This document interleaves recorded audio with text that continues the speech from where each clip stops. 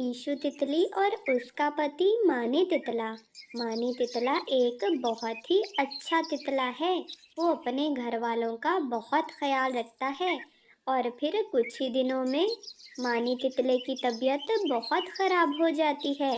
Issue तितली अपने पति को बीमार देखकर बहुत ज्यादा परेशान हो जाती है। मानी तितले, मैं डॉक्टर हनी बी के पास आपकी रिपोर्टें लेने जा रही हूँ और वो मुझे आपकी दवाई भी देंगी।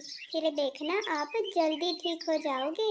फिर ईशु तितली डॉक्टर हनी बी के पास जाती है और डॉक्टर हनी बी ईशु तितली को बताती हैं कि मानी तितले को दिल का मसला है। मानी तितले का दिल बीमार है। ईशु तितली, जल्द से जल्द अपने पति का इलाज करवा लो। तुम्हारे पति का दिल बहुत बीमार है। तुम्हारे पति का जल्दी इलाज होना है। तुम्हारे पति के इलाज पर बहुत पैसे लगेंगे। तुम पैसों का बंदोबस्त करो ताकि मैं इलाज शुरू कर सकूं। ईशु तितली परेशानी की हालत में वहां से निकलती है और उसे रास्ते में अपनी बेटी मिल जाती है। फिर वो अपनी बेटी को सारी बात बताती है। अरे मेरी बच्ची, अब हम दोनों को मिलकर पैसे कमाने हैं ताकि हम तुम्हारे पापा का जल्दी से जल्दी इलाज करवा सकें। अब हम दोनों को कोशिश करनी पड़ेगी।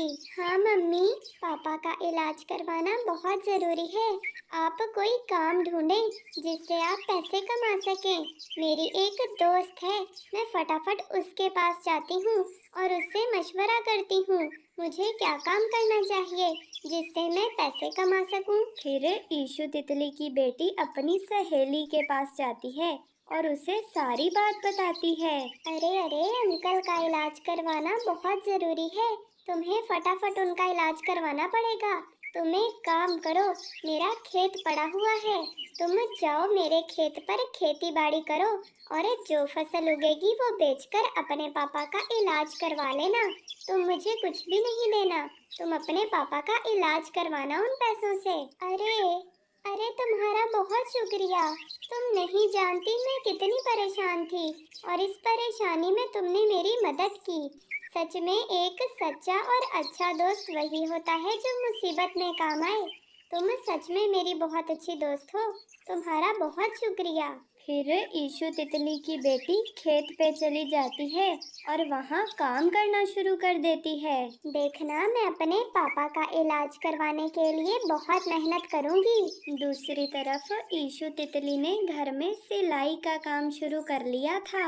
मैं दिन रात मेहनत करूंगी और अपने पति के इलाज के लिए पैसे इकट्ठे करूंगी। देखना, मेरा पति इलाज के बाद बिल्कुल ठीक हो जाएगा। पहले ही दिन ईशु तितली के पास कपड़े सिलाई करने के लिए ढेर सारा काम आ जाता है। और फिर शाम को जब ईशु तितली की बेटी घर लौटती है तो अपनी माँ को बताती है कि उसे भी काम मिल गया है। अरे मेरी बच्ची, ये तो बहुत अच्छा हो गया।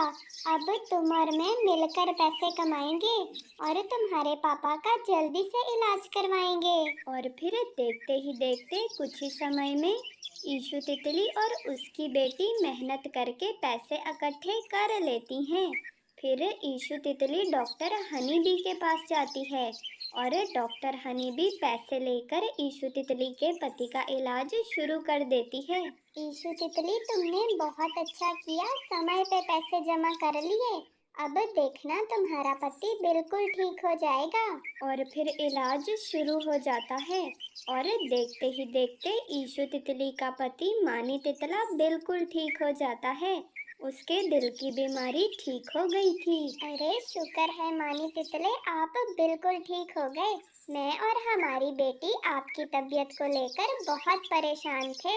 और फिर वो सब हंसी खुशी जिंदगी बिताने लगते हैं। प्यारे दोस्तों, आपको ये कहानी कैसी लगी? अगर आपको ये कहानी अच्छी लगी हो तो हमारे चैनल को सब्सक्राइब कर लें। हम अपने चैनल पर अच्छी अच्छी कहानियाँ लाते रहते हैं। आप सबके देखने का बहुत शुक्रिया।